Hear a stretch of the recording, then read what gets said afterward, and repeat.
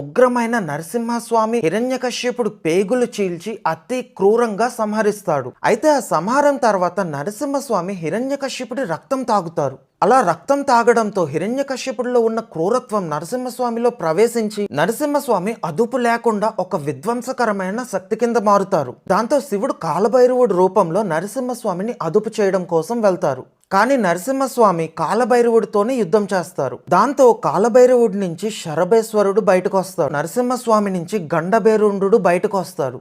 2 తలలు కలిగిన పక్షి రూపంలో ఈ శరభేశ్వరుడు పైన దాడి చేస్తారు.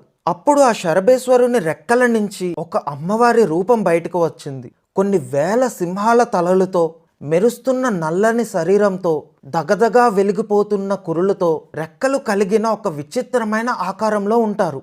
ఈ అమ్మవారే ప్రత్యంగిరాదేవి. అలా అవతరించిన ప్రత్యంగిరాదేవి గండభేరుండుని అదుపు చేసి శాంతపరుస్తుంది.